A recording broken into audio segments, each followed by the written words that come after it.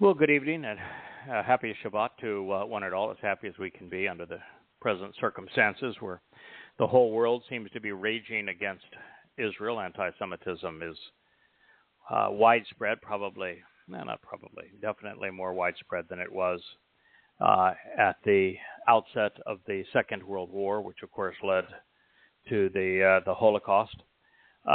There is news out of Israel today that actually out of Qatar and Damascus, that not only has Hamas offered a new ceasefire deal, but that Nasrallah has seen it and approved it, and that both Gantz and Netanyahu are in favor of it. Anytime you're in favor of something that is supported by Iran and Hezbollah and Hamas, you are clearly on the wrong side.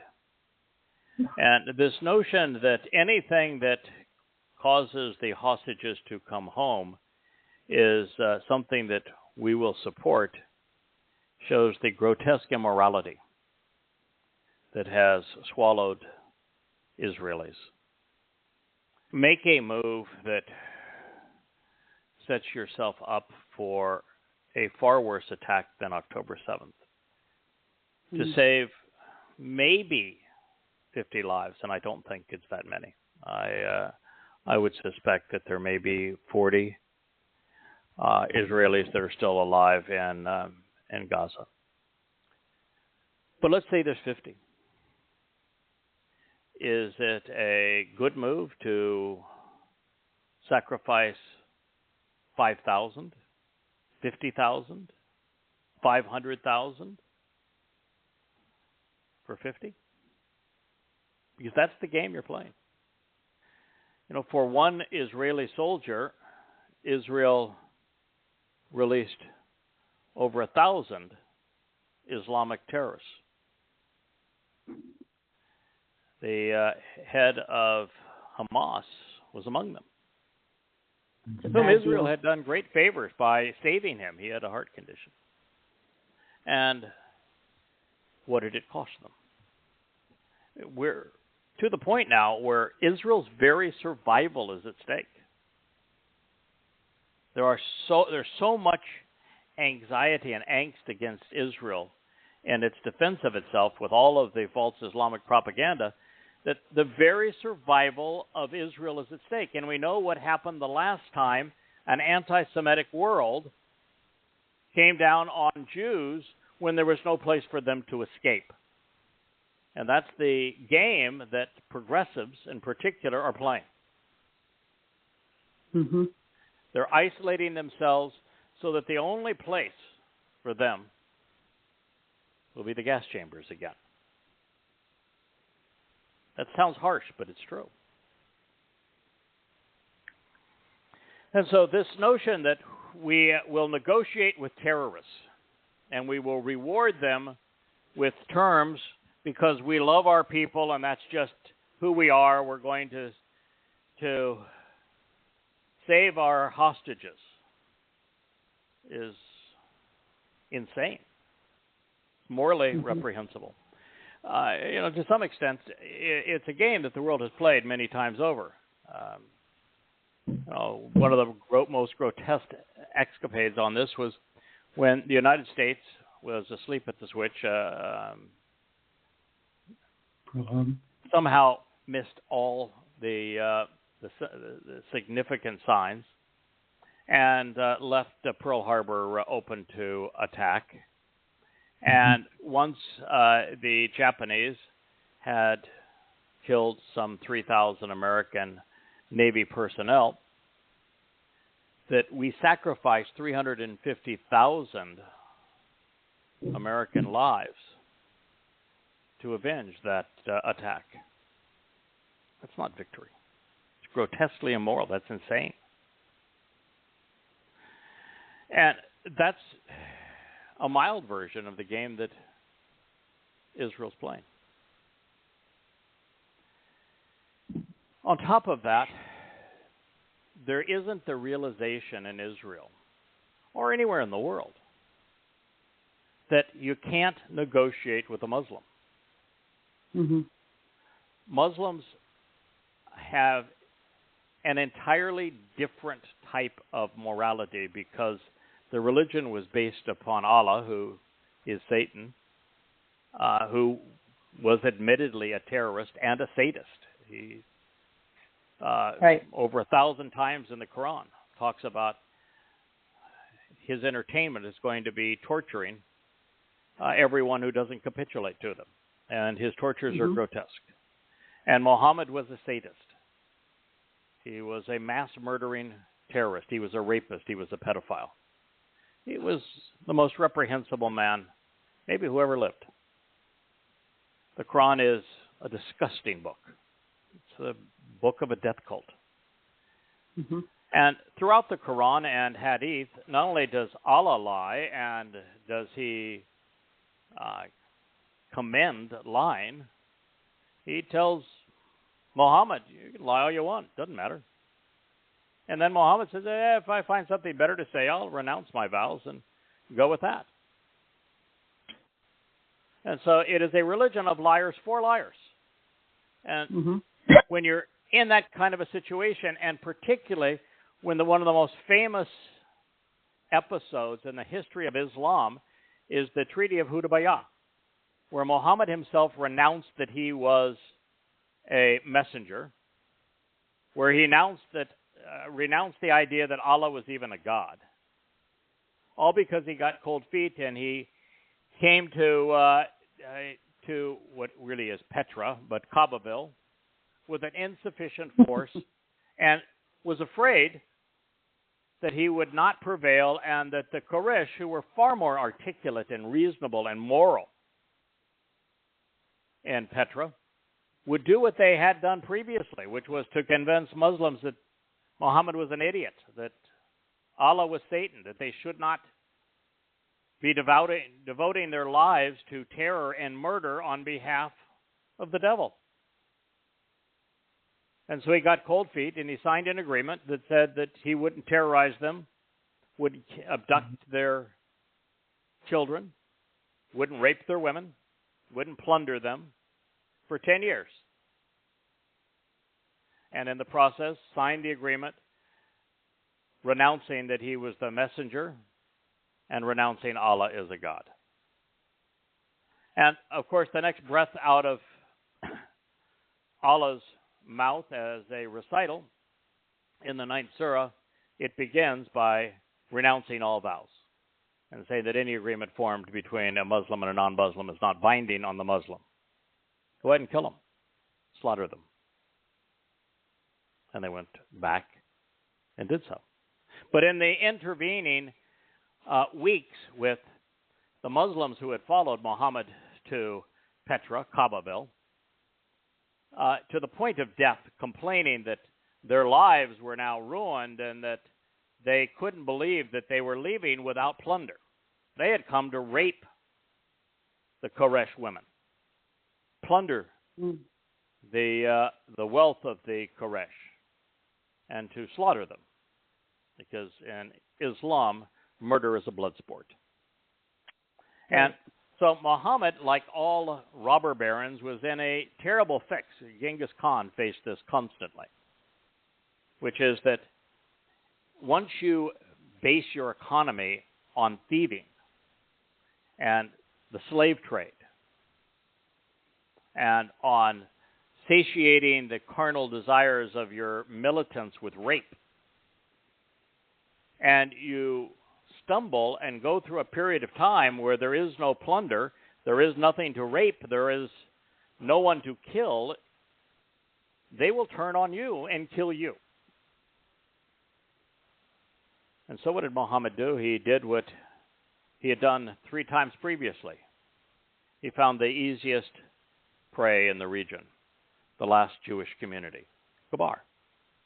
It's where the line Allahu Akbar was conceived to say that Allah is greater than the God of the Jews, Yahweh. And for a matter of weeks, they besieged Kabar, raped every woman, enslaved every child, murdered every man. That's what they did. It wasn't the first time, it was the fourth time they had done so. They perpetrated genocide on the Jews in Arabia, tens of thousands of them. And if you don't think it's appropriate to declare war on Islam, well, I'm here to tell you, they declared war on you. The Islamic era begins with the Pledge of Aqaba. The Pledge of Aqaba is that we pledge to wage war on all mankind. And there's extra prizes awarded those who kill Jews. In Gaza, everyone is a Muslim. There is no one that is innocent. There's no one that you could consider a civilian by the standards of Islamic terror. Hamas is just a surname to this group of Muslims. That is why it's impossible to rid Gaza of Hamas. That's what I said 9 months ago, before Israel invaded, to say that the stated goal is impossible. It cannot be done. And now, even though you're hearing platitudes of, they're lost their ability to fight. We've got them where we want them. Bull. That's just not true. And the game of religion, particularly death cults like Islam, for every one you kill, you manufacture 10 more. And Israel has done that worldwide. And the reality is that there are no innocent civilians. The women in Gaza were manufacturing plants for future terrorists. A child in Gaza is a young viper. What percentage of young vipers turn out to be adult vipers? I think that's all of them. It's all of them. 100%. And vipers are toxic. They're deadly, aren't they? Yeah. You ever met a viper that was peaceful? No. No. And there is no chance that any young boy growing up in the Islamic culture like that is going to be anything else but a Jew-hating, terror-loving, woman-despising Muslim. If you don't understand that Islam is a death cult, that rape is condoned, that Muhammad was a disgusting pedophile, that they were mass murderers and thieves and funded Islam on the slave trade, then you're ignorant. You ought not voice a stupid opinion and pretend that it's not fair to condemn Islam when Islam is the problem. Now, Islam's not the only problem. Israel, by failing to acknowledge that there is no such thing as a Palestinian, is part of the problem. Because they've allowed this lie to take root and grow, where you tell somebody there's no such thing as a Palestinian, there is no place called Palestine, and here the rhetoric out of Gaza is that there'll be no foreigners in Gaza, that the Palestinians will self-govern. Well, there's no such thing as a Palestinian. There hasn't been one in 2,300 years. And even when the term was conceived, it was a myth perpetrated by Hadrian, who was busy crucifying and torturing Jews. And to buy into a lie of a mass murdering thug like Hadrian is just revolting. It shows anybody that uses that term just how stupid you are, how easily you're misled, and at great consequence, because the world's going to impose a Palestinian state when there is no such place, never has been, and there are no such people. And even with Hamas, you know what the name means in Hebrew? Violence. Terrorist. Violent, Yeah. cruel terrorist. That's partly because every word, including the alphabet in Arabic, is the bastard child of Hebrew. Mm-hmm. Just as the Quran is the bastard child of the Talmud, because rabbis sold Talmud recitals to Muhammad. But this is the fix that Israel is in, and now you have Gantz and Netanyahu and Weekend at Bernie's all touting this new ceasefire plan, which Israel will sacrifice the lives of probably hundreds of thousands for 50 or less. It's tragic. Or the great, it's such a travesty in judgment, and yes, and it's for a means of fighting a battle that had no chance of success. I don't care if they were to have eliminated every Pakistani Muslim in Gaza. The place was a hellhole. It was a parasitic hellhole. It was living off the funds transferred by the European Union, the all-rich Gulf states in the United States. And so they had some pretty nice digs there, but there was no freedom. Hamas ran everything. If you stepped out of line and tried to stop the Hamas thieving among their own people, you were tortured, killed. There was no life.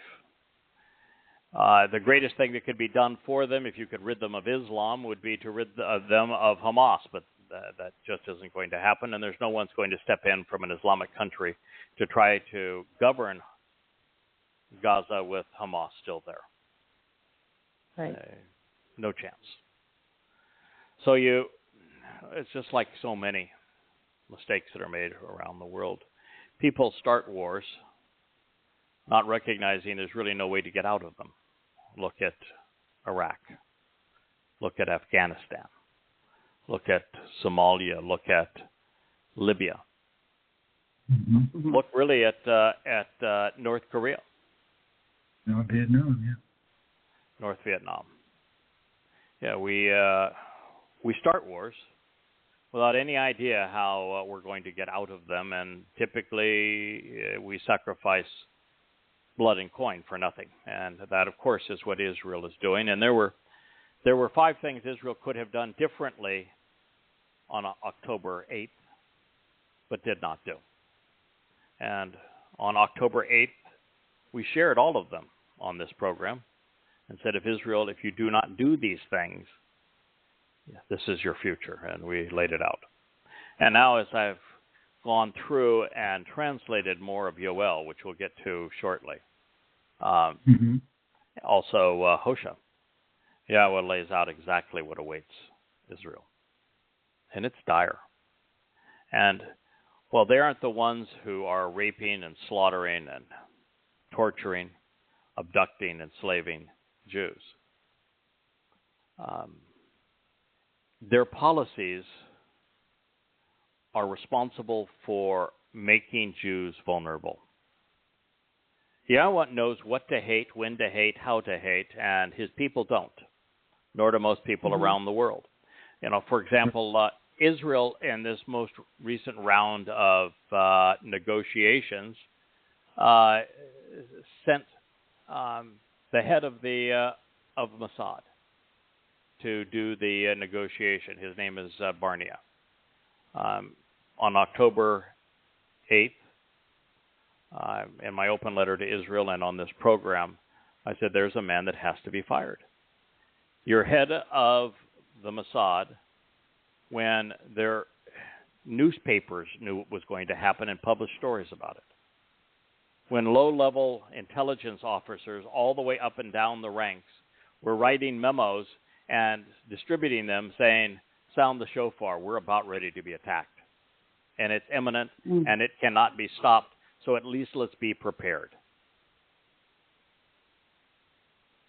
You're head of the Mossad, and you don't know it, and you don't prepare Israel for it, and you let it happen you not only have to go, there needs to be a tremendous price for that kind of failure of leadership. Mm.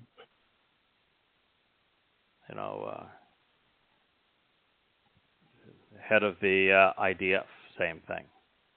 Gallant as head of the civilian head of the military, same thing. They had to go that day. I would have also said that Netanyahu should have also fallen on his sword and said, the failure stops with me as well. Unfortunately, Israel just doesn't have a leader qualified to replace him.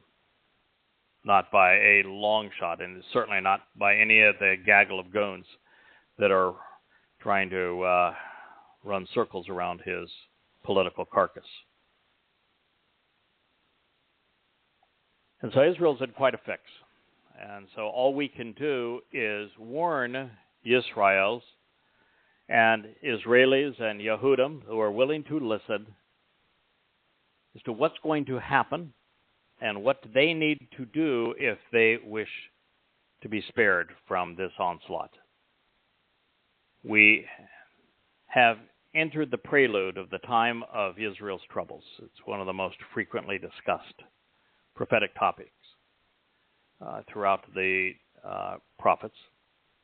And it becomes essentially unbearable with the establishment of the Palestinian state, the final solution, if you will, which will occur most likely in the late spring of 2026. And the next 7 years are going to be like none other in human history. And Yahowah makes this very clear that what Jews are going to endure between 2026 and 2033, the last 7 years prior to year 6000 Yah, is going to be worse than anything that they have ever endured. And when you consider the nature of the Assyrian brutality, the Egyptian enslavement and brutality, the Babylonians, the Greeks, the Romans, even before them, the Philistines. You consider, the 3 attacks, invasions by Rome, what the Roman Catholic Church did to them, the horrors of the first Muslims, starting in the 7th century, as they perpetrated genocide on Jews. And then the Ottoman Empire, when the Mongols, Muslim Mongols, invaded what is now Turkey and created the Ottoman Empire, which was a monstrous Muslim machine. And of course, in the hostile confines of Europe, Jews were so badly abused by Europeans, European Christians in particular, from Russia to Portugal and from the Ukraine to Poland and all places in between. The Nazi Germans were a significant player, but they weren't the worst actors in Europe. And we're experiencing a higher level of anti-Semitism now in Europe than at the prelude to the Holocaust. So there is only one way out. And you're only going to find that one way out through the 5 things that I begged Israel to do on that tragic day of October 7th, which we predicted. I wrote about it in one of the books. I think it was in Coming Home. Precisely what Muslims were going to do with the aerial assault, the aerial bombardment, followed by the invasion of jihadists into smaller communities, and how they would hold the people hostages while bombarding the larger cities. And what happened on October 7th is 1%. or even less of what's going to happen in the very near future. So you're warned again, Israel. And the kinds of things that had to happen was that collectively the nation needs to return to Yahweh. You need to stop this gross division where you're a house divided, where you have some 40% of Jews who are out of their mind progressives that are spewing all manner of nonsense and are counterproductive. And then you have 40% of Jews who are fundamentalist religious wackos, so deeply entrenched in Judaism that they wouldn't know the truth if it hit them between the eyes, have no clue who Yahweh is, no understanding of the Mikra, no understanding of the covenant, no understanding of prophecy, no idea who the Son of God and Messiah are. None. They don't know what happened on Pesach, Matzah, and Bikurim in year 4000 Yah. They do not know what's going to happen as Shabuah, Teruah, Kippurim, and Sukkah are fulfilled between 2026 and 2033. They're clueless, but they're very dangerous, and an exceedingly hostile force and hostile sense of parasitic influence in Israel. And so Israelis, if to have any hope, you need to be among those who are neither overtly political, particularly progressives, nor overtly religious. God has no interest in engaging with either. Come to know his name, come to know the name of his son, the Messiah, Dowd, the returning king, understand what he did in the fulfilling of Pesach, Matzah, and Bikurim, understand what Yah was offering on the harvest of Shabuah, on Teruah, and his return with his son on Kippurim in year 6000 Yah, which is 2033. You don't have much time left, and it's going to get very rough between now and then. So the first thing you can do is accept Yahweh, come to know him, constantly and continually, proudly, boldly proclaim his name, come to understand how important his relationship is with Dowd and what they have accomplished together.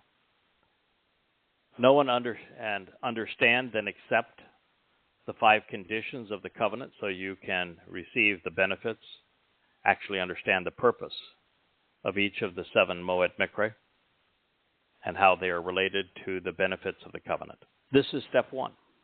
If you're interested in those things, in forming a relationship with Yahweh, being part of his covenant family, entering eternity with your God, being saved by him, being part of his eternal family, you'll find everything you need to know at YadaYah.com. Now, I wish I could tell you could also buy the books, but you can't. Amazon is filled with progressives. A progressive whose first name is Mohammed decided he didn't want us to be there anymore. And Amazon, that has a 91% market share of distribution, print-on-demand books, and an 85% market share on the sales of all books worldwide. A total monopoly. Is run, their book department is run by entirely irrational, grotesquely immoral people, whom there is no way to reason with.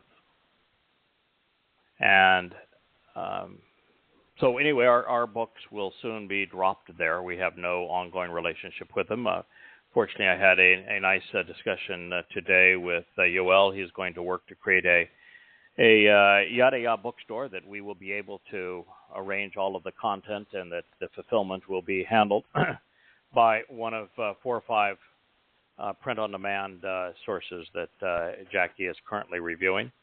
And awesome. we will offer softback books again, and we're going to engage in a relationship likely with Apple on ebooks. Cool. Over this short period of time. And of course, our commitment has always been to offer our books freely, comprehensively, in a credible and easy to navigate website, and David has done a marvelous job of that. The books are all presented on the shelf by category. They're very easy to search, either by verse or by topic. They are exceedingly easy to read. You can read them on any device. We ask nothing in return for them. They are there in their entirety for you to read. And so we would encourage that. That is why they are there. And Yahowah has a great deal to say about what we are doing in this regard. So the second thing is that to resolve the hostage situation, there was only one way to do it. You can't trade hostages, not even one for one, because the Muslims that are in Israeli jails were all convicted in reasonable courts of terrorist crimes. They cannot be released for an innocent person who was kidnapped. That's not moral. That will simply encourage more abducting and kidnapping. So there was no way that you could prevail that way. There was no way that you were going to prevail with all of the tunnels and with all of Gaza. Here, the last captives were actually in, quote-unquote, civilian homes, with all of Gaza providing cover for what the most fundamentalist Muslims were doing. There is no way you were ever going to get them back militarily. And you can't trade them. So there was only one move. It would have taken tremendous courage and leadership on behalf of Israel. But when you know the story behind Al-Asqa Mosque and the Dome of the Rock, you realize that they are nothing but trophies to terrorism. And that the story is exceedingly embarrassing for Islam.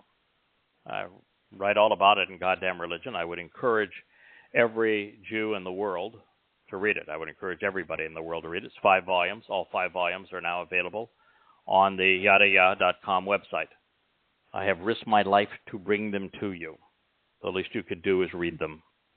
Come to understand your enemy so that you can be free of their terror, and in the process come to know the difference between Allah and Yahowah.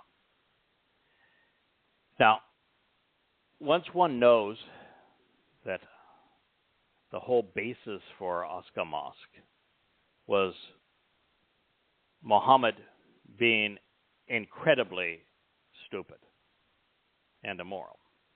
You see, the history that precedes the story of that mosque is as follows, and what I'm going to tell you is incontrovertible. There is no other interpretation of these of this episode. This is precisely what happened, and it's all laid out in the Quran and Hadith. Muhammad engaged in what I call the never-ending argument with the Quraysh. They were in Petra. Mecca didn't even exist at the time. And in that argument, Muhammad always lost. The Quraysh knew that he was demon-possessed. Muhammad admitted as much. They knew that he was a money-grubbing, vicious soul, and that his Quran recitals were nothing more than plagiarism. All true. And they said it openly, and it's recorded 400 times in the Quran. And so one day Muhammad just got tired of getting losing the oral debate. Here's a messenger whose message was rejected by essentially everyone. That he looked up one day after a verbal critique, and he said to his extended family, "I will bring you slaughter. Because I will kill you. I will slaughter you." Well, that got their attention. You know, this guy's claiming to be a messenger of one of their. In fact, at the time, it was Ar-Rahman was his god. That was the the Arabs in Yemen, today's Yemen, Samaritans at the time, who were converts to Judaism. Because Judaism won't say Yahweh's name, they replaced Yahweh's name with Rahman, meaning the merciful. And so he named his god Rahman initially and was promoting Rahman. You find surahs in the Quran devoted to Rahman that says that is God's name is Rahman, and Rahman does this, that, and the other thing. And so he was there promoting Rahman, and they mocked him. We don't even know who that god is. We've got 360 gods and goddesses in the Kaaba, all with their own rocks. And you claim you're speaking for this dude. We don't even know who he is. And so Muhammad responded, I'll bring you slaughter. So the Quraysh said, maybe we can appease him. So there's a whole negotiation among the Quraysh, and it leads to them saying, okay, Muhammad, we know what your deal is. You want sex, you want power, you want money. The big three. And we're here prepared to give you all three. We'll make you king for a year. We'll add your gods to our gods. You add our gods to your gods. We'll all be one big happy family, and we'll give you a whole boatload of money. It wasn't a boatload, but a camel load of money. Muhammad accepted the deal. Mm.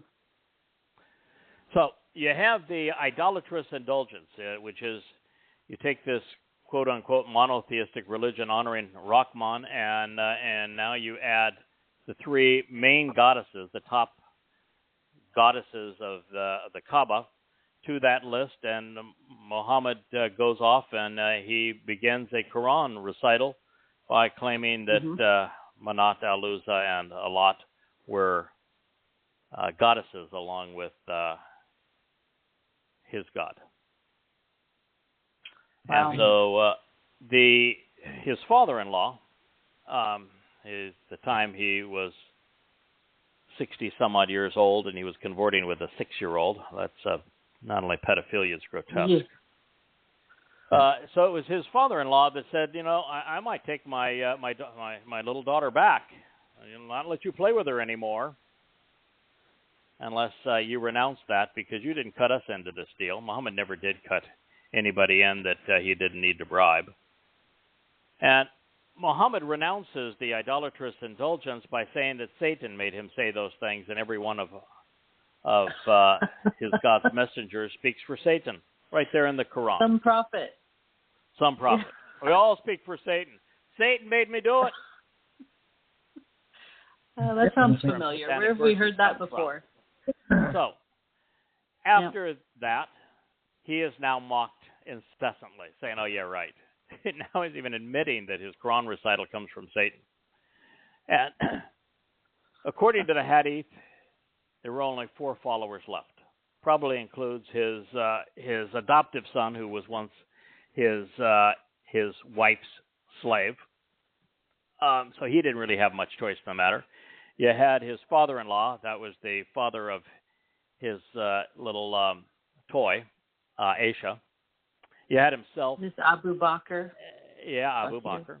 Yeah. And you had a couple of other hoodlums. And that was it. Okay. According to the Quran, that was it. Everybody else left. Wow. So he was in quite a pickle. He was a religious leader without a religious following. And no good for him. So he needed a new plan. So the Kaaba wasn't working out very well for him. So he gets up one morning and tells his 6-year-old toy, child bride, that he had been to Jerusalem, and he went to the furthest mosque, and that Gabriel had brought him a winged ass, a donkey mule with wings, and he had flown the coop and gone to Jerusalem, and there he was the big-time imam, and he was the prayer leader with all of the bigwigs of Hebrew history. Yep, and he led them in prayer, and then he and the winged ass jumped up into the sky to find Allah, and their first step along the way, of course, was hell. And according to the Hadith, it was filled with women who were hanging by their breasts because they weren't appreciative of their husbands. And there he met his adoptive son Zayed's wife, he says, and fell hot in lust for her. He would later steal her, which means that he also engaged in incest. And then he looked up to the seven heavens, meeting with everyone from Adam to Moshe and Abraham, and of course Isa, which is the Quranic Jesus. Along the way, finally gets up to Allah, and Allah says, "What in the hell are you doing here? All I want is you to moon me and do that prostration thing 50 times a day." That was the sum total of the meeting. And he comes back down and he tells Aisha, "Yep, that's what I did last night." Well, that must be special. And she says, "Don't you dare tell anybody that. If you tell people that, they're going to think you're even crazier than they already think you are. Don't do it." Well, he went out and did it. And the night's journey made it into the Quran. I said, they don't believe you, but I took him there. Really happened. Furthest mosque, Al-Asqa. That's the story. And it became so bad that they laughed Muhammad out of town. And on the way out of town is when the Pledge of Aqaba took place, where 20 renegades, malcontents from Yathrib, decided that they would trade morality for babes in paradise and for booty. And Muhammad told them that in his religion they could rape, they could steal, they could enslave, and they could keep 80% of what they stole, so long as they pledged to wage war on all mankind on his behalf. And that was the first year of the Islamic era. So once you know the story of Al-Asqa, and you tell that story nationally, in your media, from politicians, everyone, telling that same story, it's all laid out for you in goddamn religion. Every detail of it. Tell that story. And then you tell the Muslims in Gaza that raped your women and tortured your children and abducted your people. You return them tomorrow, or I will destroy Al-Asqa Mosque. And if that doesn't get your attention, keep going. We'll go another day. And you don't return them, and I will destroy the Dome of the Rock. And if that doesn't get your attention, the following day, I will take bulldozers and East Jerusalem, where you've got Muslims hanging out, claiming it's their city, anything that is remotely close to Jewish habitations, I will bulldoze. We want to play this game? We'll play this game. But we're going to play it our way. And that's what I would have done. And even if you didn't get any of the 200 some odd abductees back, you'd have changed the dynamic entirely. The third thing is what I shared earlier. You have to make using the term Palestinian illegal. That's a criminal act because of its consequences to Israel. Right. It would make just a tremendous difference. The next thing I said is that you must publish everything that occurred. Every sweet, loving picture of every child and young man and older person that was abducted or murdered or tortured or harmed in any way, and their life story must be told, and then every image, no matter how grotesque, of what happened to them, including the entire story and the forensics on what happened to them, needs to be told, and needs to be told completely and boldly. And if you think, oh, that's just not us, we would never cause the remembrance of those people to be shown that way, then you allowed them to die and to be tortured for nothing. Right. As opposed to making their lives meaningful, such that the world could not deny what Islam does, what Islam is, how savage it is. You want to promote it? Then you are on the side of promoting a religion that has sexually mutilated 250 million little girls, where women have no rights, that will celebrate rape and kidnap, pedophilia. This is Islam, and you needed to deal with it that way and to show it that way if you were going to survive any of this. These are the things that Israel had to do. It did not do any of them. And so Yahweh, recognizing that,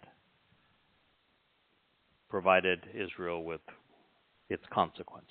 Now, as we share this, and we're going to begin actually where we left off last week, which is really a high note. It's on Yahweh's return and the restoration of the covenant. And the reason we're going to start off on this high note is not only where we left off, but the story for a remnant of Yisra'el ends well. It's just that for the vast majority of Jews and for the world at large, it ends very poorly. And so you need to know what to expect along the way. So we're going to share it with you. Now, mind you that there are times where Yahweh directly intervenes in human affairs. They are few and far between. Yahweh has only intervened once in the past, almost 2,000 years. He intervened with Dowd in 33 CE, year 4000 Yah, to fulfill Pesach, Matzah, and Bikurim. Mm-hmm. He intervened 22 years ago on Towrah to ask me to do this for you. And he has deployed his 7 spirits to make it possible for you to know what we're going to be sharing and have been sharing with you. But for the most part, the chosen people chose not to associate with God. And relationships don't work if they're not reciprocal. So God essentially said, and Hosea, I want you to marry a temple prostitute so you understand what it's like to be married to a religious whore like Israel. And you'll understand why I'm announcing that I'm divorcing Israel. This was circa 700 BCE, just prior to the Assyrian onslaught. And in this particular case, this was not the beginning of a fractured relationship. The relationship with Israel was very nearly impossible to resolve during the Exodus, 1447 BCE. During the entire Exodus, the Jews were miserable, irascible, antagonistic towards God. And it was during the Exodus that Jews specifically said, we don't ever want to hear from you again, God. Don't ever speak to us again. God says, you got a deal on it. I've tried this. You aren't any fun at all to be around. I don't need this aggravation. And fortunately, I will find just enough people along the way that are willing to listen to what I have to say, that will share with you what you need to know when you need to know it. So we will communicate that way. And that's the only way we're going to communicate. But Jews have, with the exception of very few moments of quality relationship, very few moments under Dowd, for example, when he united Judah and the northern kingdom of Israel into one kingdom. And even then, there were coups and riots and all manner of horrible things happening among the Jewish people. So that wasn't even harmonious. And you had a brief harmonious moment under Hezekiah, which was at the time of Hoshea's writing, where they found a copy of the Torah, decided that they needed to stop being religious, destroyed all the religious artifacts in Judea, and observed Pesach, Matzah, and Makotim, which Jews wouldn't even know how to observe today. They figured out how to observe it, but couldn't do it in time, asked Yahweh for an extension of time. He gave it to them, and they observed it late and had so much fun doing it, they said, let's do it again. And at the time, Israel had their backs up against the wall. It's something that God has learned about his people. There were 185,000 Assyrians camped out, ready to besiege Jerusalem, and they would have killed every Jew. And Yahweh eliminated them. Now, consider that, 185,000 of them, and they've recently archaeologically found evidence of all of this to demonstrate it. And of course, on Assyrian steel, there is affirmation of this, going back to this time of Jerusalem being surrounded but not penetrated. That you compare that to 3,000 terrorists entering Jerusalem, actually not Jerusalem, but southern Israel, and creating such havoc that the world now is poised to isolate Israel, and the destruction of Israel is imminent. 3,000. Yahweh eliminated 185,000 without Israel firing a shot. He didn't do it after the fact. He did it before the fact. The difference between trusting God and not trusting him, but of course the Jews immediately remembered who they were and forgot who Yahweh was and went about being religious and political again, and have been estranged from God ever since. But God says that's not going to continue. We will, on a future program, get to something I wrote 2 days ago that was one of the most difficult things I've ever committed to writing. And it one whole day, what I wrote, I ended up pushing way off to another chapter, and I said, that's not going to do it. And finally, one morning, when my mind was fresh, I said, I think I can write this down. But what I shared was the reason Yahweh had no choice but to pick a goy to do this.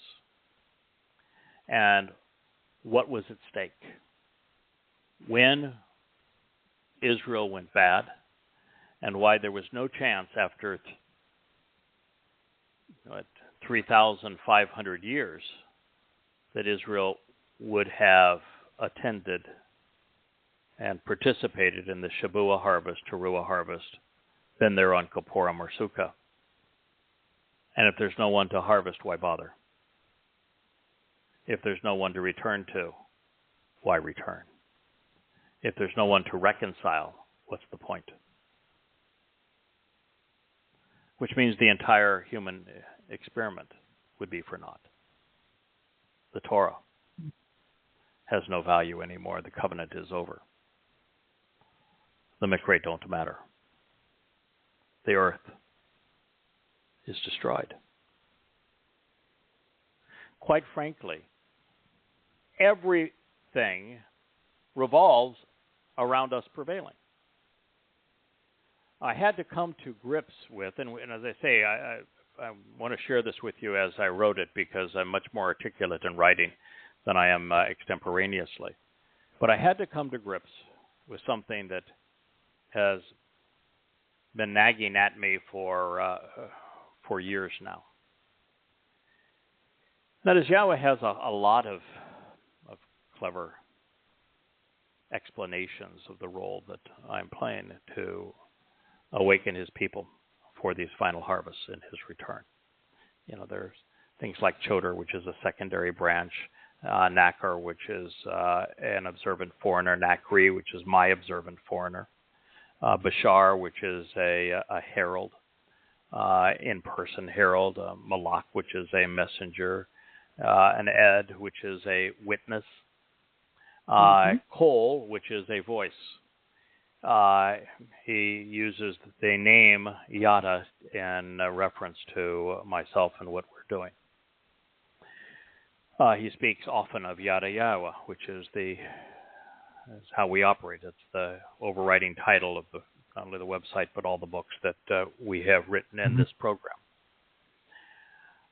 But there's one title that has really bothered me. It's Zarowa. And it's really the title that led to all of this. I really had no concept that Yahweh had called me to do this, or that he had announced that he was using me to do this. I was very happy writing anonymously, and guess what name I picked, of course? Yada. I remember. What name I picked for the title of my books? Yada Yahowah. Duh. Okay. So I was played in a very nice way. God has a sense of humor, so what the heck. So I was doing. I was living my life, going along, just thinking I was anonymous, and I had the greatest job in the world. I got all of the benefit and had no responsibility, and I was learning stuff no one had ever recognized before, and was here in this amazing pageant of words, translating the Torah and prophets and Psalms from the oldest extant witnesses, particularly the Dead Sea Scrolls. And I was learning things that no one had perceived in thousands of years. And then I ran into a problem. The problem was the definition that I had used of Zarowa from the beginning no longer worked. Well, it did, but it didn't work everywhere. Zarowa is defined in the Torah as the sacrificial lamb. That's why the rabbis, when they have their Seder, throw a Zarowa, which they think is just a lamb bone, on the plate. So Zarowa is the sacrificial lamb. Well, come to find out, that works beautifully of Dowd, and he is the ultimate Zarowa. And Yahweh is very clear, like in the 89th Mizmor, saying he's a Zarowa. Dowd is the sacrificial lamb. He's the savior of Yisra'el. He's also the Messiah and Son of God. And then, come to find out, there's another Zarowa, Moshe. Yah calls Moshe a Zarowa. Well, I get that. He was the strong arm of God. He was leading the people, leading the flock as the lead ram out of Mitzrayim to the promised land. I give you, Moshe. Yeah. He's my guide. No one in all of human history measures up to Moshe. And so you've got the two greatest men who ever lived, the two most important men who ever lived. They're both Zarowa. I'm really cool with that. And then I read, in Yahshua 53 in the preamble, it says that Israel, you really need to pay attention. If you want to understand this role of the sacrificial lamb and the whole story I'm about to tell about the sacrificial lamb, you need to listen to the person who figures out who the Zarowa are. And no one had been calling Dowd a Zarowa. They only called Dowd, much less the Son of God, Messiah, and our Savior. Yeah. And no one had figured out that he served as the Passover lamb, and therefore he really is the Zarowa. And there's no one who has done that who has also celebrated what Moshe had to say, particularly what Moshe said in the 18th chapter, which is just so profoundly important for this message. Because the person that is addressed is Dowd. He's the one. And of course, it's also the same book where Moshe explains how you tell a real prophet from a false one. Mm-hmm. Well, come to find out, not only Moshe, but others, Yahshua and Solomon. in his introduction to who was going to speak to the people, he used the term Nakre, observant foreigner. He said, too, there's a third Zarowa. Moshe explained there was a third Zarowa. I'm the third Zarowa. Mm-hmm. But I can't fathom myself, Yisra'el, in the role of somebody beside those two men. I'm not worthy to untie their sandals. And so while I'm obviously the weakest link among the three, I'm still in the short list of those three. And I'm trying to say, how can that be? Why would Yahweh do this to me? Don't put me in that company. I can't measure. I can't live up to that. No, that's way too much to ask of anyone. And that's when I figured out that, well, without Moshe, there is no Israel. They would have all died off in Mitzrayim, Egypt. Without Moshe, Yahweh would not have had the conduit through whom he revealed his Torah, his plan, the nature of the covenant, the purpose of the Moed Mikre. Without Dowd, there is no united Israel. There is no Jerusalem. There is no Temple Mount or temple. Without Dowd, there's no exemplar of the covenant. Without Dowd, there's no Messiah. There's no Son of God.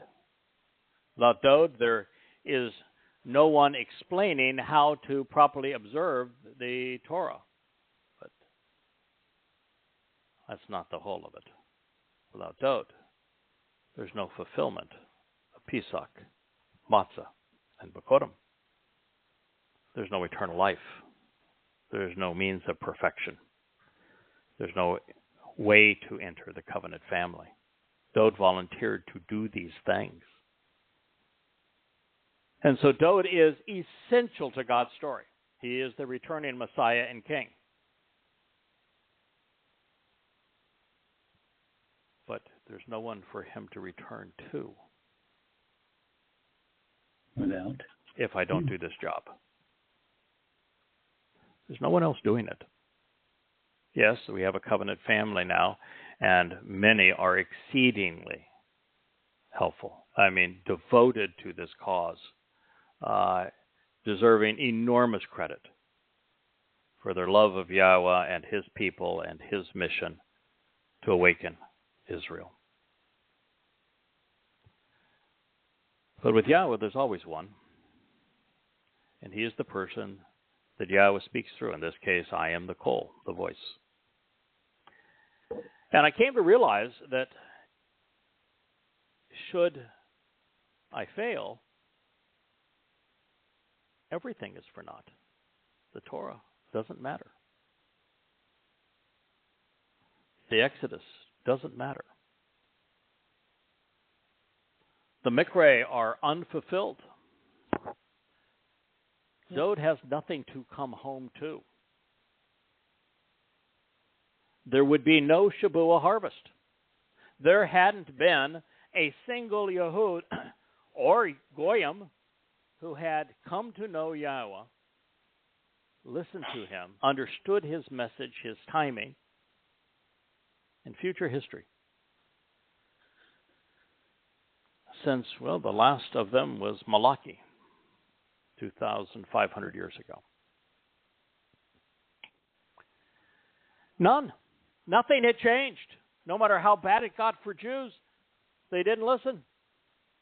You know, Christians went off and completely covered up everything Dowd did with their false Messiah and false Son of God. False Savior. Plastered over the truth.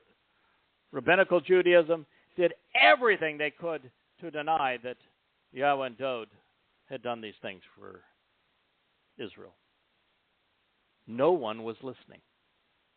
And if no one is listening, there is no Shabuah harvest of prominent and mature grain.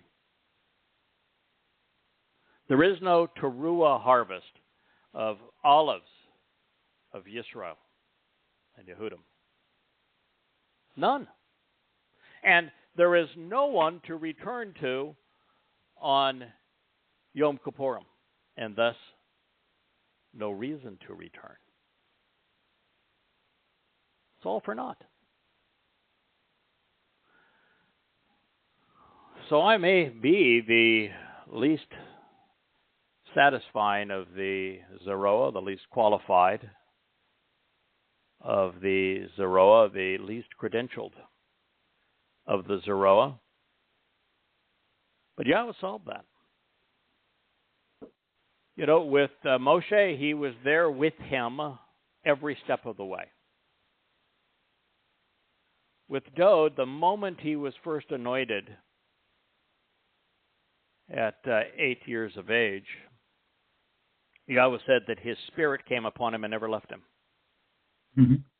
Well, he didn't have much to work with in Yada, and so he applied all 7 spirits, emboldening him, giving him insights, intellect, capacity to get this job done.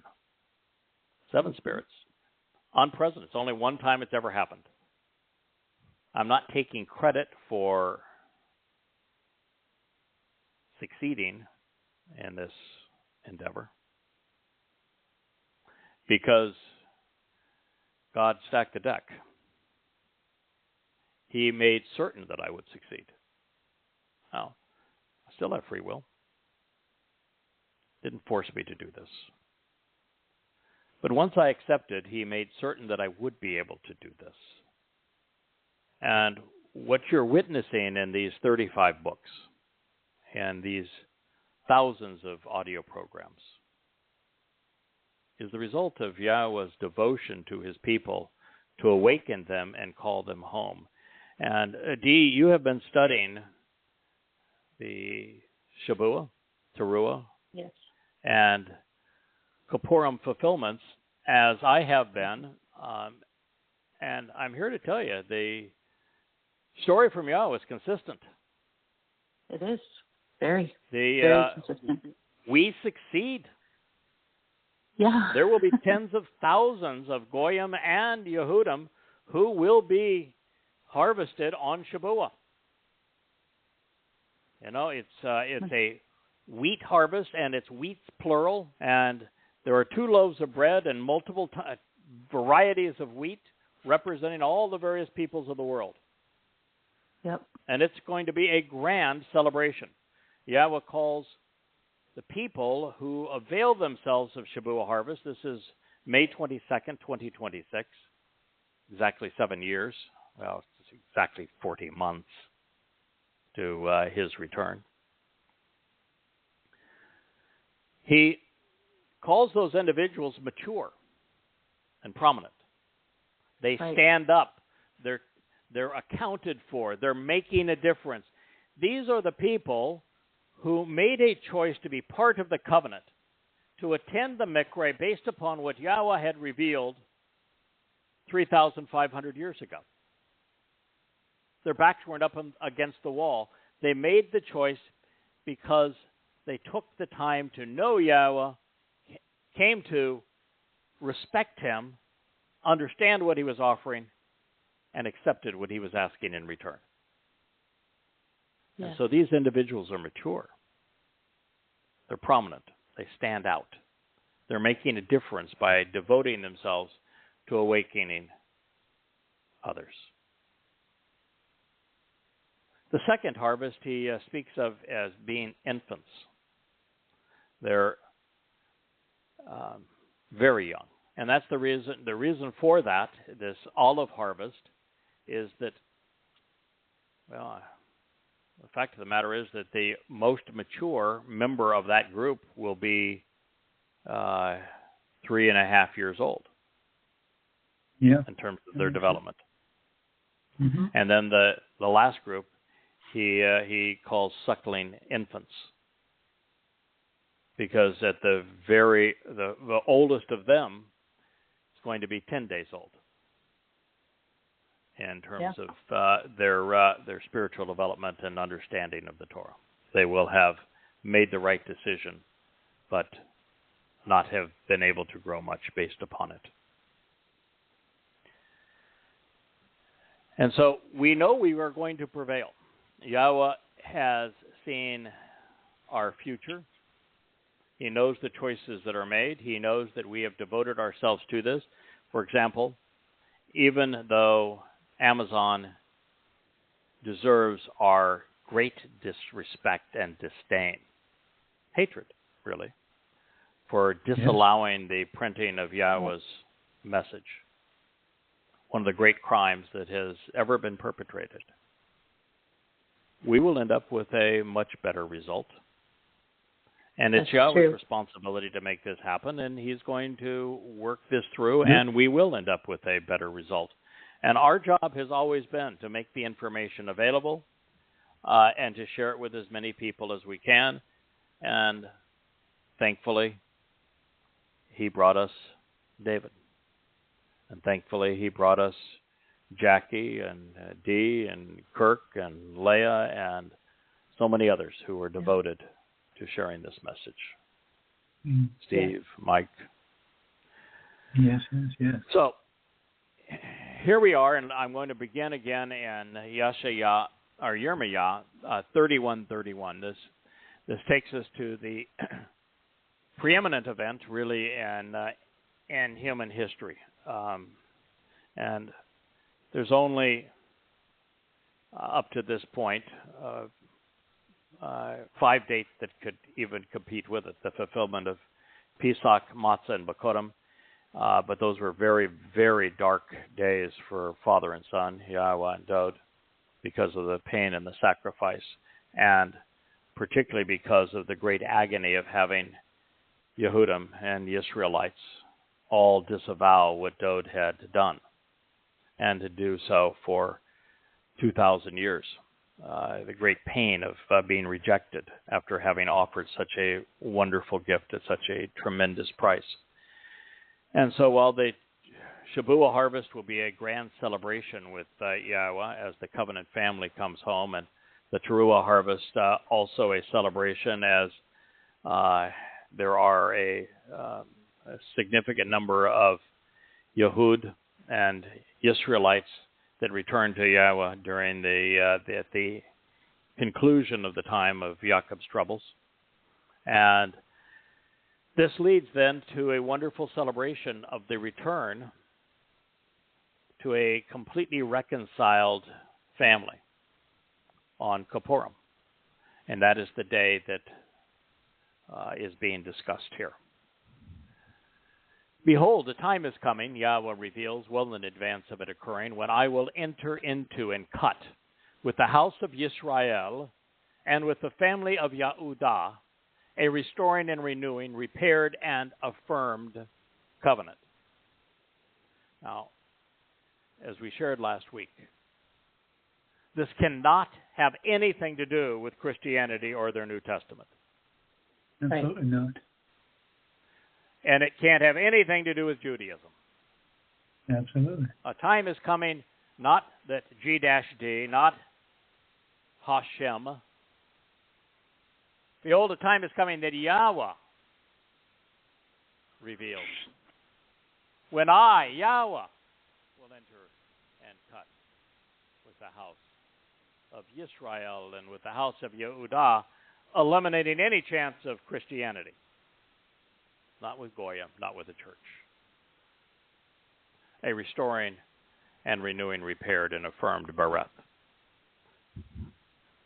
There is no original covenant in Christianity. There is no celebration of the covenant or understanding of it in Judaism. This is a Torah-based concept. The next statement is, it will differ somewhat from the covenant which, to reveal the way to the benefits of the relationship, I entered into with their fathers on the day I took them by the hand and with overwhelming intent overpowered the situation to bring them out of the realm of the crucibles of oppression. As I shared with you last week, but it bears repeating. The difference in this nature of the covenant that is going to be reaffirmed with Yisra'el and Yehudah is distinct from the application of the covenant during the Exodus.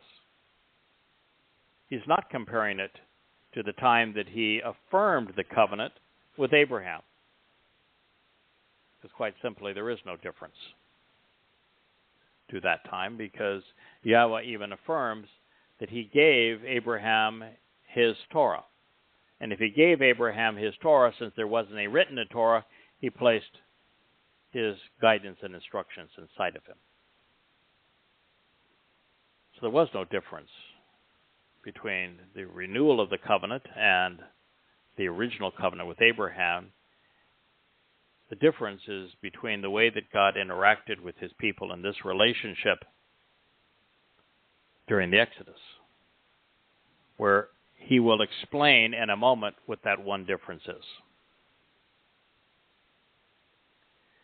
And he said, relationally, they broke my covenant, although we were married. Yahweh reveals through his prophet.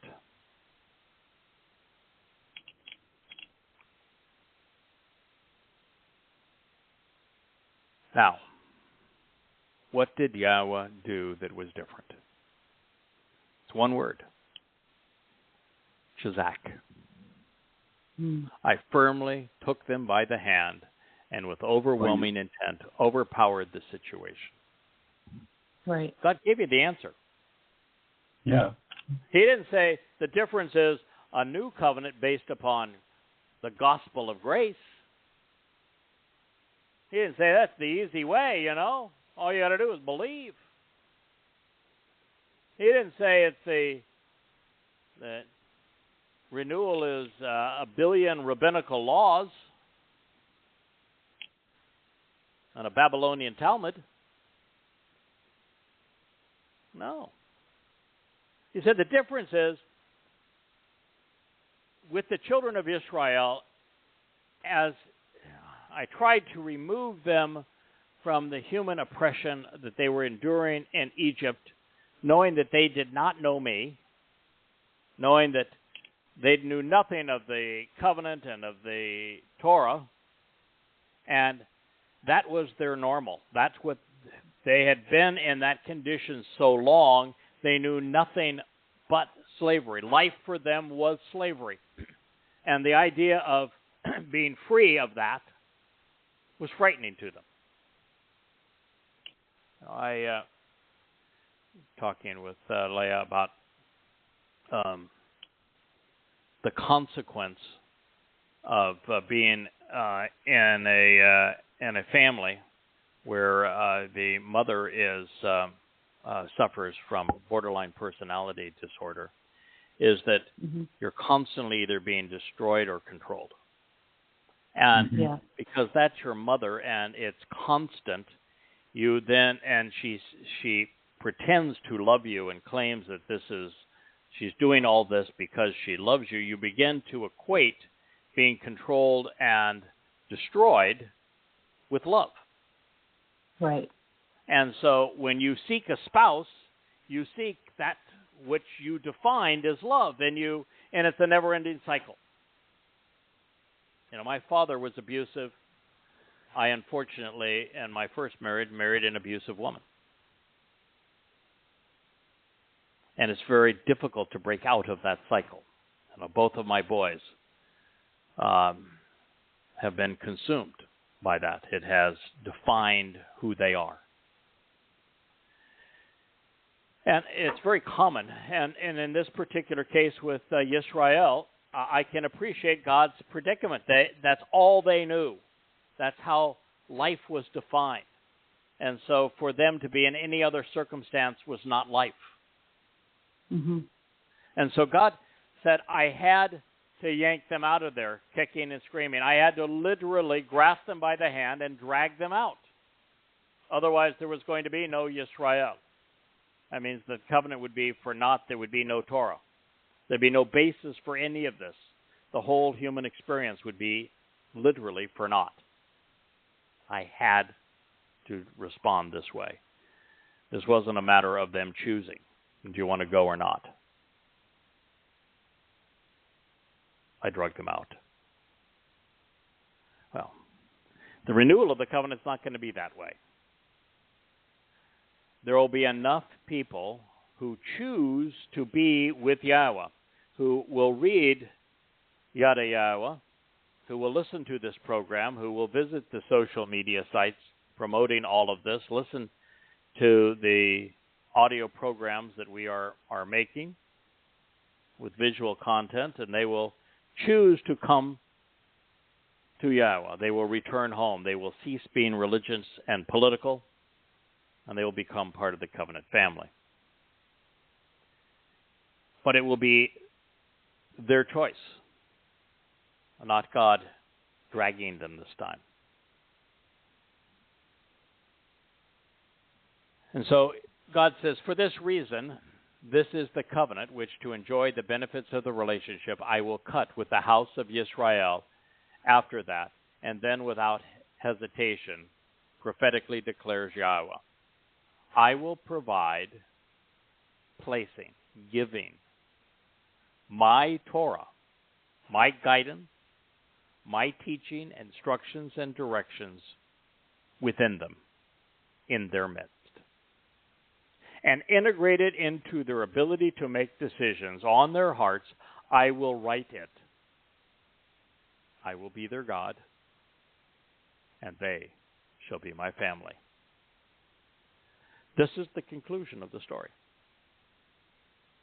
It ends as it began. Now, one of the things that I came to realize, and I think that we all need to be cognizant of, all of the early characters in God's story, Adam, Chayah, Noah, his wife, his sons and their wives, Abraham, Lot, Sarah, Isaac, Rebecca, Yishak, Jacob, Leah, Rachel.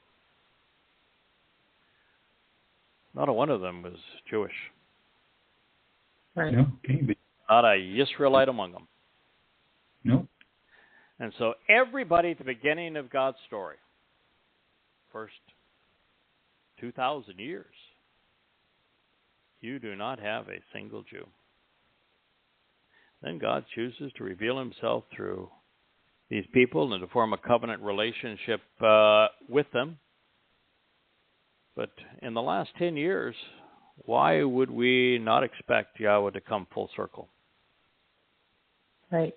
And just as he started with non-Yisraelites, include them into his final picture, particularly as a witness, recognizing that he is still going, thank goodness, there's an opportunity for all of us, that he's still going to focus on his people. You know, I had a thought about this. Mm-hmm. It's interesting because the purpose of being set apart was to be an example to who? There can only be one set apart people, but the people that they were supposed to be guiding were Goyim, if the Goyim would pay attention and wanted to participate. And it's interesting that Dowd and Moshe paved the way for you to come along. And what better assertion that Yahweh means that anyone is welcome into this, should they be thoughtful and approach correctly, than to appoint a goy to do the end-time role of Zarowa. You know, this is a family. This is a family covenant agreement. That's my little rant, but it makes sense. Yeah. It's Jews were given the opportunity, Israelites, to be the shining example for the world. Right. To be the prophets to the world, to be God's voice to the world. But they stopped listening to him. They didn't want to listen to him. They told him, don't even talk to us anymore. Yeah. And they stopped speaking for him. And so rather than Yisra'el being the example and guiding goy. I said, all right, well, if you're not going to do the job, I'll have a goy guide you. It's all the same place. It's my family, my home, my rules. This is what we're going to do. Now, we're not saying that we want to accept the ways of the goy. As a matter of fact, this goy is going to be overtly anti-religious, anti-conspiratorial, anti-political, anti-military. So we're not going to accept the ways of the goy, but it is a goy that's going to call my people home. Right. Because they were unwilling to do it. So it is coming full circle. But in this particular statement, you have zero chance. So this is the one statement, the only one that gives any potential credence to the idea of a new covenant and therefore New Testament. And it absolutely obliterates the possibility in every possible way. From the original audience, Israelites and Yehudim, to the God's name, Yahweh, to affirming that it's about your people's experience and speaking of the Exodus, speaking of them breaking the covenant, but that very same covenant being restored with them, and then speaking specifically about the reintegration of the Torah into their lives. Not the Talmud, not the New Testament. It's in one statement that is so essential to the most popular religion in the world, it completely destroys it, while also giving no safe harbor to Judaism.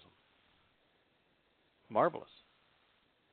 Yahweh is so clear in what he's offering.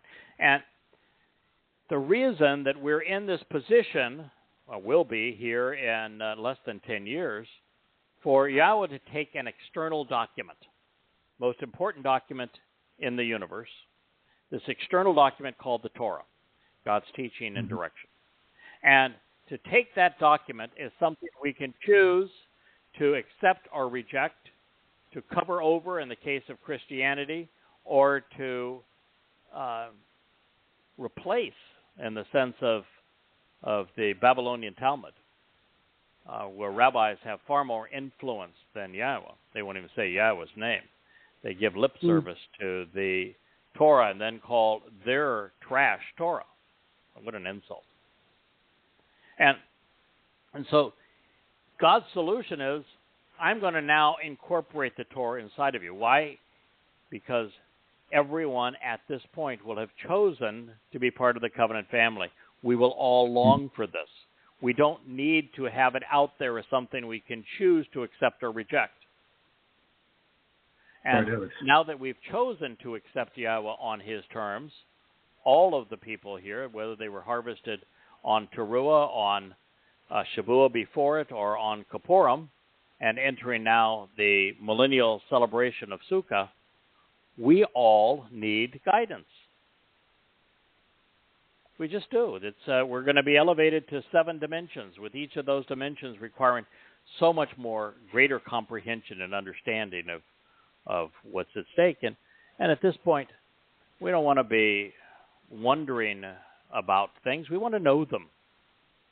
Yeah.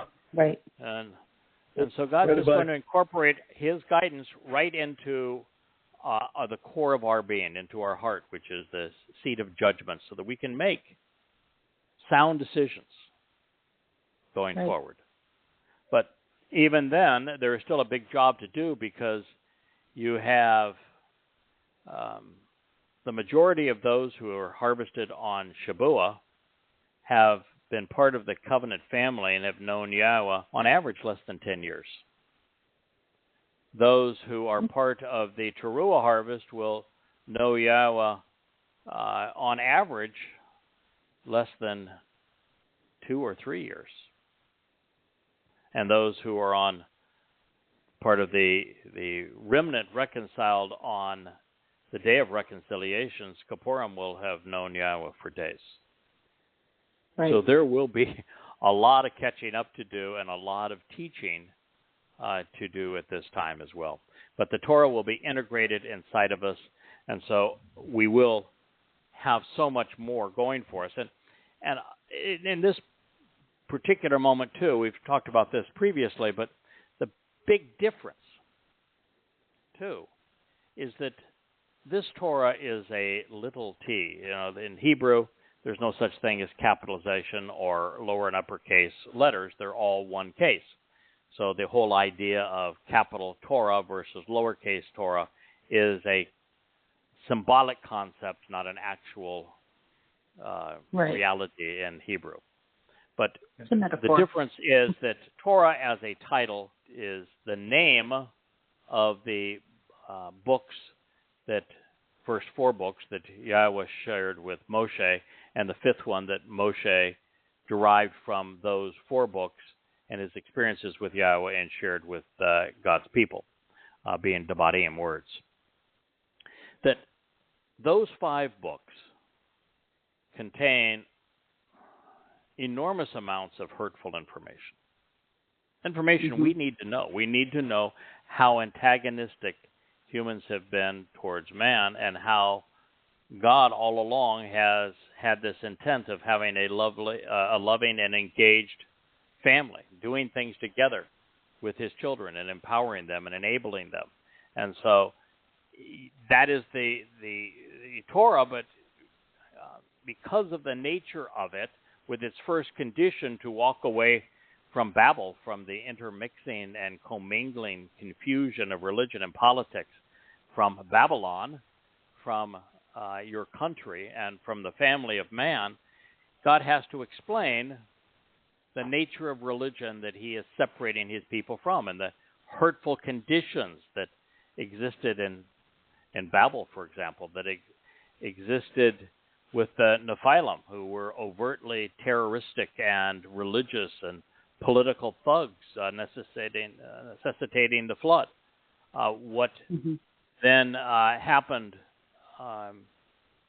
in Mitzrayim, where slavery and mass murder prevailed.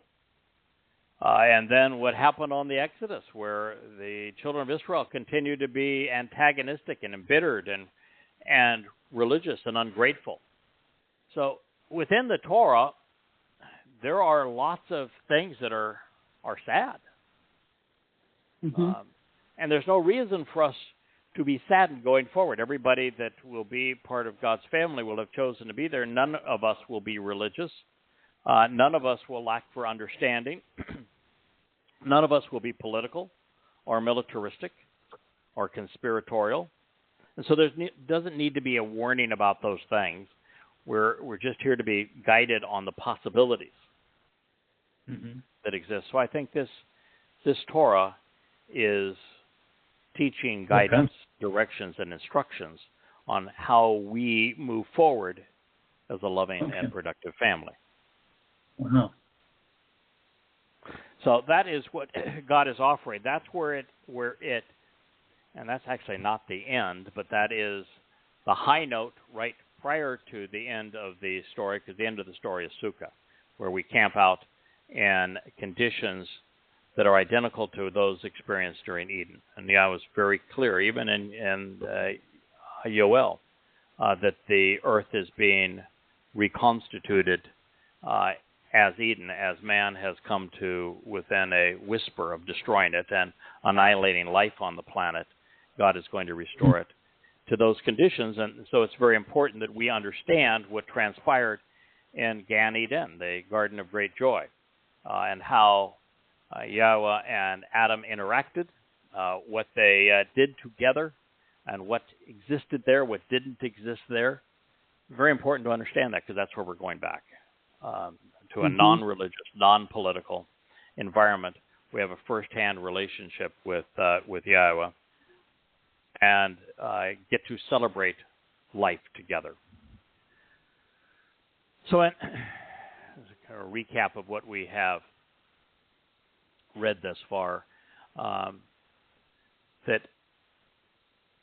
in this first statement here of this message, it was directed to Yisraelites in Yehudim.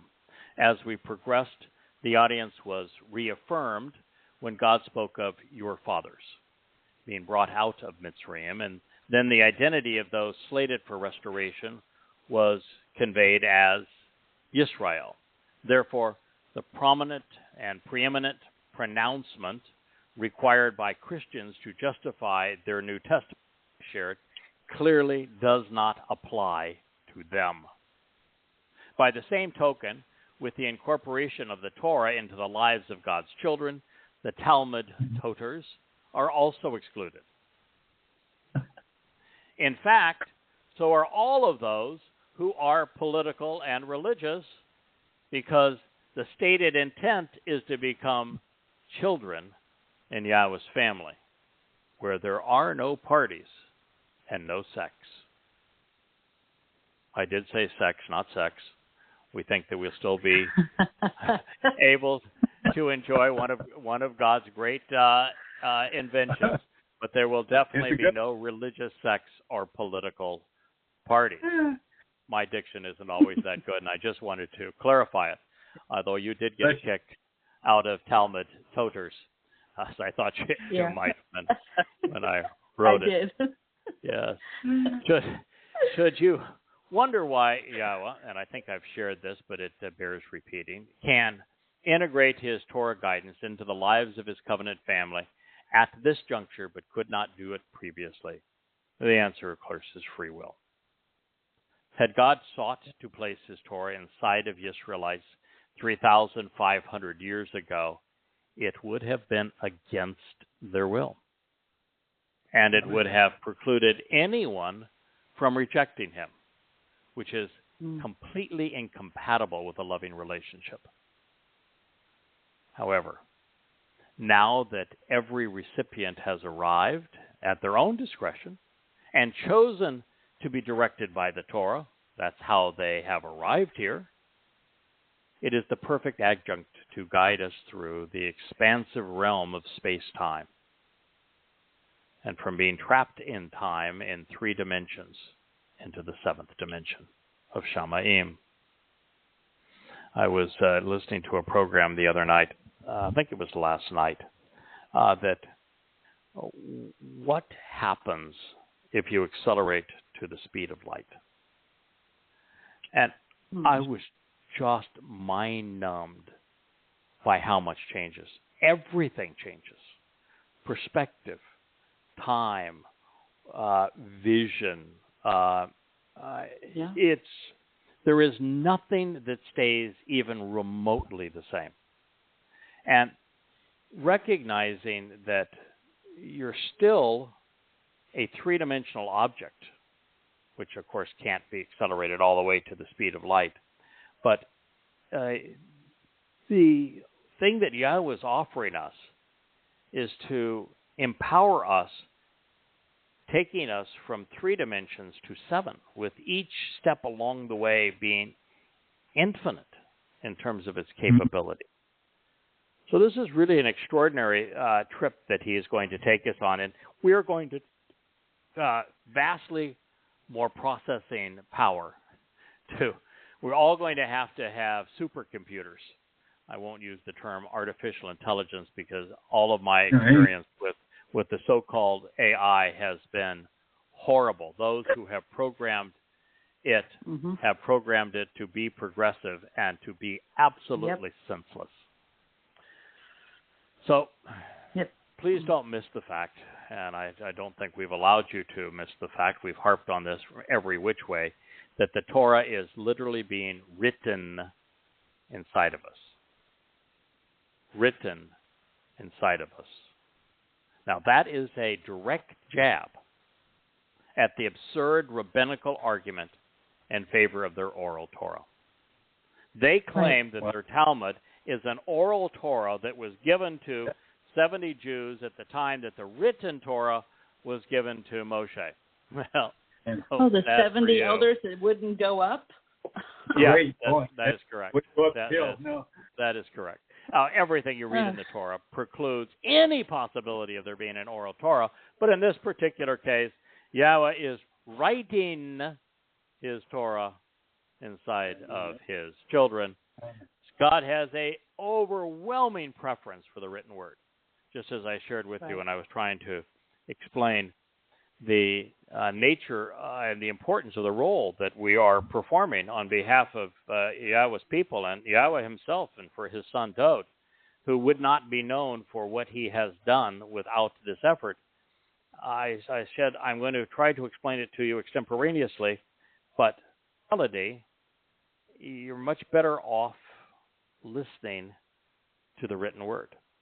It is much more thoughtful, insightful, compelling, articulate, motivating, reliable, inspiring, and also dependable. Yahweh is a very adept programmer, and he's going to write his Torah inside of us, just as he has written life inside of us with DNA. It's a written language. Right. Mm-hmm. I think it'll be coded into our DNA. Yep. I think so. So, further to this point, since Yisrael's long-anticipated return to Yahweh culminates with the incorporation of Yahweh's written Torah, there would have been no validity whatsoever to a New Testament or to a Talmud. God's message has not changed. His people have. Right. As a result of the restoration and integration that Yahweh intends, there will be a marvelous transformation, the complete elimination of religious, political, and conspiratorial jargon. We will all Yada Yahowah. No longer will anyone impart information or teach individuals in association with an errant and outspoken world, or other individuals according to brotherly kinship, so as to say, choose of your own accord to know Yahweh, because everyone will know me, and up from the youngest and up to the enduring witness of the most important and oldest prophetically reveals Yahweh. That's God's plan. It will not change. So now you know what's going to happen, with whom, when, and why it will occur. So I trust you will be among the celebrants returning to this God of ours who is so devoted to his family. Now that we've explained where we are headed, I want to return to Hosea. We're now in the 6th chapter.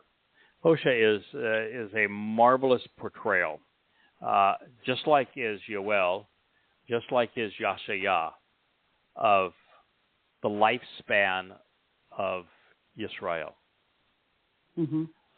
And in it, we find God's plan and how it's going to unfurl over time. He writes in Hosea 6:1, you should choose to go, because we should return to Yahweh. For he has torn us away for a time so that he can heal us for all time. He has thrust us aside, but he will wrap himself around us. Now let's be clear. Yahweh did not tear a loving family away. He tore away those who were repulsive around him, who had rejected him away. He did not thrust observant and responsible covenant members aside. Right. Push the religious away. That's right. Yeah. Now, these statements were all written under the auspices of free will, of volition. You should choose to go, halak, of your own volition. You should walk and explore, being willingly led, because we should return and be restored, wah, shub, el, since it is in our interest to turn around and change. You want to return to Yahweh? Shub is the operative word. I love that word. You must change to be restored. You want to return? Change direction. You're going the wrong way. If you're political, if you're religious, you're heading away from God. in Judaism, they love to talk about halakha, the walk, the way. It's kind of like the Mandalorian. This is the way. Well, in Judaism, it's a corruption of halak. Unfortunately, they're walking away from God. Mm-hmm. And so you're going to find him. There's only one way to walk. It's through the Moed Mikre, beginning with the doorway of Pesach, which Dowd, our Savior, the Messiah and Son of God, opened for us.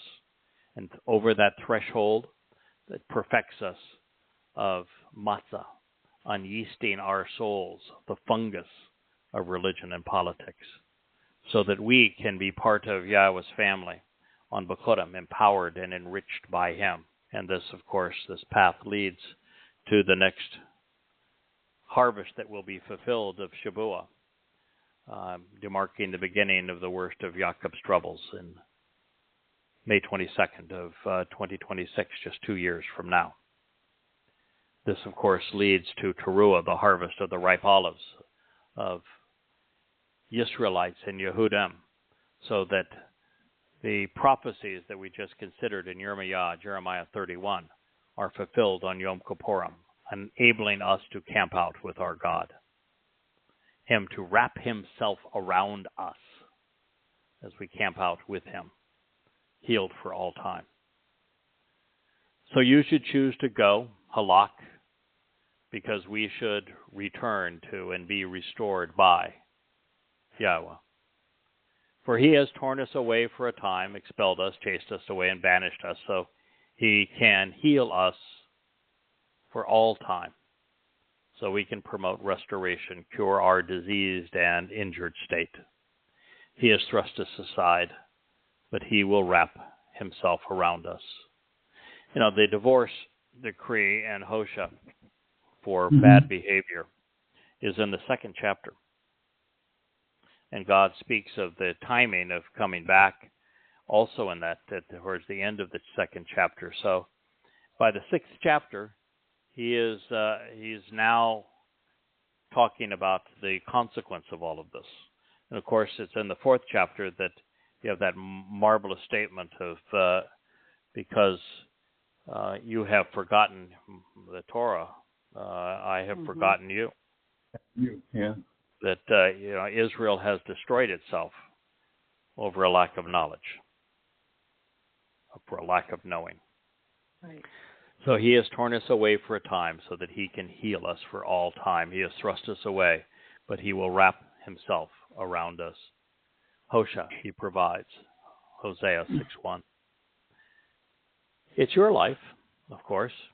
It's your choice. Because a relationship with Yahweh is subject to free will. It cannot be imposed upon you. We are not back in Mitzrayim with God dragging his recalcitrant children out, kicking and screaming. This means if you want to be with God, you need to prioritize reading, learning, understanding, and then responding. Those who do will find Yahweh waiting for them with open arms. Now, both of co-hosts on this program have benefited from this very thing. Kirk has devoted countless hours over these last 6 to 8 months creating a glossary of terms, so that the words that Yahweh has used now can be looked up individually, so that you know their meaning. It gives the young neophyte translator an opportunity to do this work and to better understand what Yahweh has to say. His words define him, and they define the way home. And Dee has used them not only to create the timeline, but to come to understand the nature of these upcoming harvests and the role that we're playing in enabling them. But both Kirk and Dee have done their study by examining the amplified translations and commentary and insights that are provided through Yada Yahowah. And I share that with you because if you're listening to this program, you can do the same. It's there for you. And because it's all in writing and all online, you can read it. If you question a definition, you can copy it and paste it into your favorite browser and search for explanations and verifications. You can use the tools that are available on the Yada Yahowah site to do it. But this is all available to you. It's all available free. It's an enormous wealth of information, beautifully laid out and easily retrieved, whether it's on a smartphone or a tablet or a laptop or a desktop computer. No matter what device you're using, it reads beautifully. Yeah. So you have this opportunity. And unfortunately, for most of the past 3,000 years, Jews have been halakking, but in the wrong direction, becoming more religious and political. And they're busting at the seams in religiosity and political diatribes today. And that's why they were pushed away. That's why the vast preponderance of Yisraelites have remained estranged. And this must change to come home. We should also be cognizant that Yisra'el and Yehuda are not being invited into the home of Adonai, nor Hashem, nor G-D. Likewise, the Lord Jesus Christ and the Quranic Rabbi Allahu Akbar are nowhere to be seen. There is no mention of Aqaba or Maimonides, Peter or Paul, no Muhammad, no hint of a Talmud, New Testament, or Quran. This journey is through words. It travels back in time to the formation of the Bereth and the conveyance of the Torah, and forward through the fulfillment of the Mikra and the revelations of Yahweh's Nabi, prophets. The chosen people are being called to halak, walk with Yahweh, and to shub, return to the covenant and be restored. As a vine dresser would do in a vineyard, the diseased and rotten trindles will be pruned back so that the vines can be restored to health. It is a time for healing, for vibrant new growth in a disease-free environment, all to spring forth as new life. Love and fellowship will replace anguish and infidelity. Yahweh's remedy for the consequence of religion, his means of restoring his relationship with those who abandoned him 3,500 years ago, is Pesach and Matzah, just as it was on the Exodus, leading to Bakorim. Shavuot follows for the covenant family, comprised of Yehudim and Goyim. And then for those who missed these fulfillments, the final opportunities are Towrah and Kippurim, for the final remnant upon Dowd's return, so that we can all enjoy Sukkah. In each case, the first two Mikra result in the third. And while all of that is true, this particular prophecy depicts what will occur as the final three Moedim are fulfilled in the 7th month of the Yobel year of 6,000 Yah.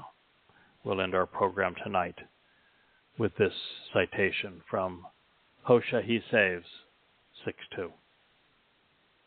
Through 2 days, he will choose to revive and sustain our lives. On the 3rd day, he will establish our restoration, encouraging and raising us so that we can stand and endure. Then we will live in his presence. There is so much to unravel and unwrap in this prophetic gift of Hosea 6:2. I dare not start it with 2 minutes left before Blog Talk Radio says good night. So I will say good night. to Dee, to you, Kirk, and to all of those listening who are part of the covenant family, and to all of those in Yisra'el and Yehudim throughout the world who Yah was calling home, and also to Goyim who wish to embrace the Torah and Yahweh and be part of his eternal family. We wish you a wonderful Shabbat and a good night. We look forward to being with you this time next week. May Yah bless you all. Good night, Joe. Good night, Dee. Good night, Kirk. Good night, Yada. Good night.